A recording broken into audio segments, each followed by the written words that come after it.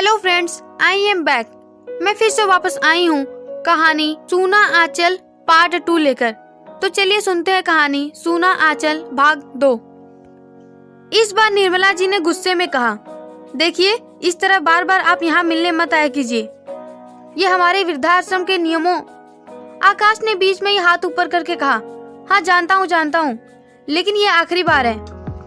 निर्मला जी ने कहा, ठीक है। आकाश अपनी माँ के पास गया तो उसकी माँ ने कहा, मैं पहले भी कह चुकी हूँ, मैं चाबियाँ नहीं दूंगी। आकाश ने इस बार झल्लाकर कहा, आखिर आप बताती क्यों नहीं कि उस अलमारी में ऐसा क्या है? भूलिए मत, उस पर मेरा भी हक। उसकी माँ ने बीच में ही कहा, मेरे हर एक चीज पर तेरा हक है, ये मैं मानती हूँ, और मेरे पास जितनी भी चीजें थी वो तुम्हें सौंप चुकी हूँ, पर वो अलमारी और उस अलमारी की चीजें मेरी अमानत है, जिनकी कीमत तुम कभी समझ नहीं सकते। बेहतर यही होगा कि चले जाओ और कभी वापस मत आना।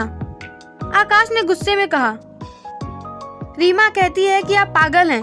अब तो मुझे भी यही लगता है कि आप पागल हैं। उसकी माँ ने मायूसी से कहा, हाँ बेटा, पागल तो हूँ, पर मेरा पागलपन तू कभी समझ ही नहीं पाएगा। अगर समझ पाता तो संतान होते हुए भी मेरा आंचल यूं सूना नहीं होता। आकाश गुस्से में वृद्धा आश्रम से बाहर निकला और किसी को फोन लगाकर बोला, हेलो, आज मैं ऑफिस नहीं आऊंगा, कुछ जरूरी काम है, कहकर उत्तर का इंतजार किए बिना ही फोन रख दिया और सीधा अपने पुराने घर गया। पहले उसने अलमारी के आगे पीछे घूमकर देखा, फिर कुछ ढूंढते हुए मन में कहा, कुछ तो करना ही पड़ेगा। अब अगर चाबी नहीं देंगी तो क्या? इसके बाद आकाश को हथौड़ी मिल गई और उसने हथौड़ी से अलमारी का दरवाजा खोल दिया। अलमारी को पूरा छान मारा, लेकिन उसमें कुछ नहीं मिला। तो उसने फिर से देखा, इस बार उसे एक छोटा सा बक्सा मिला। उसने उस बक्से को खोला तो उसमें एक पुरानी डायरी के अलावा कुछ नहीं दिखा। उसने मन ही मन कहा, इस अलमारी में तो ऐसा कुछ भी नहीं है, फिर माँ किसके लिए परेशान होती थी। खैर देखता हूँ डायरी में क्या है। आकाश ने डायरी खोली तो कुछ तस्वीर नीचे जमीन पर गिर गई। आकाश ने वो तस्वीर उठाकर देखी तो वो उसके माँ और पिता के विवाह की तस्वीरें थी। उन तस्वीरों को एक एक करके देखने के बाद आकाश ने मन ही मन कहा, तो माँ पापा के इन यादों की बात कर रही थी। आकाश ने डायरी खोलकर पढ़नी शुरू की। उसमें लिखा था, शादी को 10 साल हुए थे और तेरे पापा चल बसे। मैंने बड़ी मुश्किल से तुझे पाला है। आज जब तू घर नहीं है, पढ़ाई के लिए शहर गया है, तो ये डायरी लिख रही हूँ कि तू जब वापस आएगा तो ये डायरी तुझे सौंप दूंगी। इसमें सिर्फ मेरी ममता नहीं है, तेरा बचपन और तेरे पापा की यादें भी हैं। बेशक तुम मेरे बेटे हो, मगर मुझे इस बात का मलाल हमेशा रहेगा कि मुझे तुम्हारा बचपन बांटने का, तुम्हारे साथ वक्त बिताने का समय नहीं मिला। और इस बात का गुस्सा तुम्हें अब तक है। ये सही भी है, लेकिन मैं क्या करती बेटा। जब तेरे पापा चले गए तो घर की पूरी जिम्मेदारी मुझ पर आ गई। सुबह से शाम काम करती थी ताकि पैसे जुटा सकूं। इस दुनिया में इंसान का जिंदा रहना उतना जरूरी नहीं होता जितना उसका पैसे कमाना जरूरी होता है। तो बस मुझे भी कमाना पड़ा। दिन भर पैसे कमाने में निकलते, तुम्हारा ख्याल कैसे रखती, और रात घर की देखभाल में निकल जाती। फिर भी तुम्हारे साथ वक्त बिताने की, तुम्हारा ख्याल रखने की पूरी कोशिश करती। मैंने अकेले सिर्फ तुम्हारा पालन नहीं किया है, बल्कि तुम्हें हर एक कदम पर मुश्किलों से लड़ना भी सिखाया है। जब तुम्हें डर लगता था तो तुम्हें अपनी गोद में सुलाने की बजाय साहस करना सिखाया, ताकि आगे चलकर तुम्हें मेरी जरूरत न पड़े। मगर आज जब अपनी परिस्थितियों को देखती हूँ तो सच में समझ में आता है कि अब तुम्हें मेरी कोई जरूरत नहीं। मुझे खुशी है कि तुम अपनी जिंदगी में खुश हो। हाँ, वो अलग बात है कि अब मेरा आकाश मुझे नजर नहीं आता। मुझे आज भी वो दिन याद आते हैं जब तुम अपनी पढ़ाई पूरी करके आए थे। तुमने कहा तुम्हारी नौकरी के लिए पैसों की जरूरत है। मेरे पास इतने पैसे नहीं थे तो कहाँ से देती। बस 2 चीजें बची थी, ये घर और गहने। मैं तो कहीं भी रह लेती, लेकिन ये घर तो तेरा भी था, बेच कैसे देती। और वैसे भी ये तेरे पापा की अमानत है। बस दूसरा विकल्प बचा था कि गहने बेच दूं। वो तेरे पापा की निशानी थी जो उन्होंने मुझे दी थी, लेकिन ये ख्याल आया कि उनकी असली निशानी तो तू है। गहने बेच दिए, मगर गहने ज्यादा नहीं थे, तो जो कुछ जमा पूंजी रखी थी सो लगा दी। तुम्हें नौकरी मिल तो गई, पर फिर समस्या आई कि अब तुम्हें यहाँ से ऑफिस जाने में दूर पड़ता है।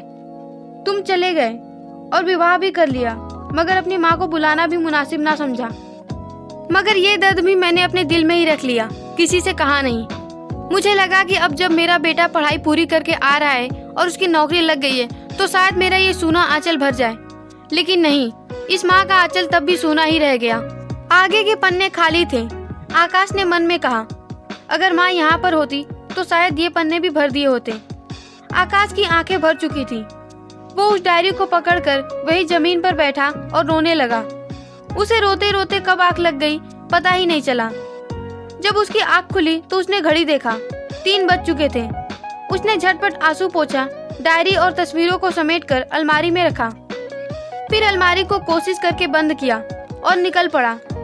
आकाश आज अपने कदमों को जबरदस्ती नहीं ढो रहा था। वो अनायास ही वृद्धा आश्रम की तरफ जा रहे थे। आकाश को वृद्धा आश्रम में फिर से आया देखकर निर्मला जी ने कहा, मैंने कहा था ना कि ऐसे बार बार मत आया कीजिए।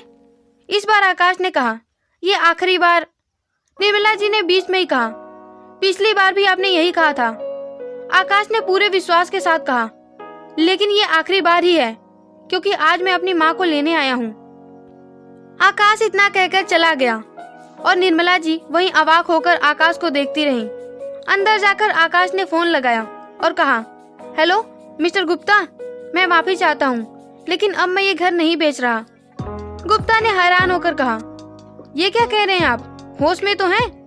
आकाश ने मुस्कुराहट के साथ कहा, आज ही तो होश में आया हूँ। आज नींद से जागा हूँ मिस्टर गुप्ता, और ये दुनिया, ये सवेरा बहुत खूबसूरत लग रही है। अब मैं सोना नहीं चाहता। मैं माफी चाहता हूँ कि आपको मेरी वजह से इतनी परेशानी हुई, मगर अब मैं ये घर नहीं बेच सकता। आकाश ने फोन रख दिया तो पीछे से उसकी माँ ने कहा, आकाश अब यहाँ क्यों आया है? आकाश ने उसी लहजे में कहा, अपनी जिंदगी लेने आया हूँ। उसकी माँ ने हैरानी से कहा, मैं पहले भी बता चुकी हूँ, अब मेरे पास कुछ नहीं है, जो भी था वो सब तुम्हें दे दिया। अगर अब तुम चाबी। आकाश ने बीच में ही कहा, नहीं माँ, आप झूठ बोल रही हैं। अभी भी आपने मुझे एक चीज नहीं दिया है, और वो है मेरी माँ की ममता। माँ, मुझे मेरी माँ वापस चाहिए, उनकी ममता के साथ। मैं अपनी माँ के लिए बचपन से तरसा हूँ। शायद यही वजह थी कि मैं आपको कभी समझ नहीं पाया।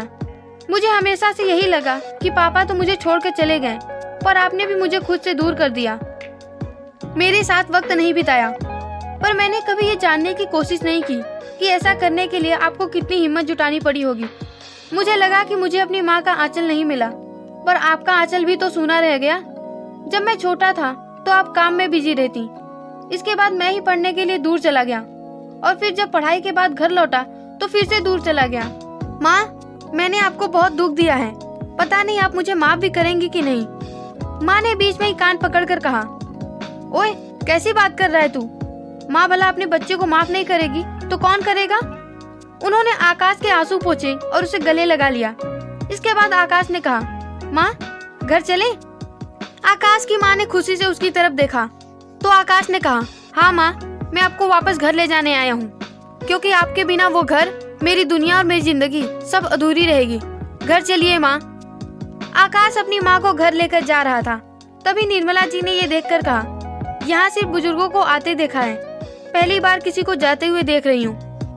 आकाश की माँ ने मुस्कुरा दिया। फिर आकाश ने कहा, निर्मला जी फिक्र मत कीजिए, एक दिन हर माँ का बेटा अपनी माँ का सूना आंचल भरने के लिए आएगा, और उस दिन आपका ये वृद्धा आश्रम खाली हो जाएगा। निर्मला जी ने खुशी से कहा, मेरे लिए वो दिन बहुत खुशी का होगा, मैं इंतजार करूंगी उस दिन का। आकाश अपनी माँ को लेकर जाने लगा। निर्मला जी खुश थी कि आज किसी माँ का सूना आंचल भर गया। कहानी खत्म। वेल, आपको हमारी कहानी कैसी लगी? अगर आपको हमारी कहानी पसंद आई तो इसे लाइक, शेयर और कमेंट जरूर कीजिए। हमारे चैनल को सब्सक्राइब करके घंटी का बटन प्रेस कीजिए ताकि आने वाली ऐसी नई कहानी आप तक पहुंच सके। Thank you, bye bye.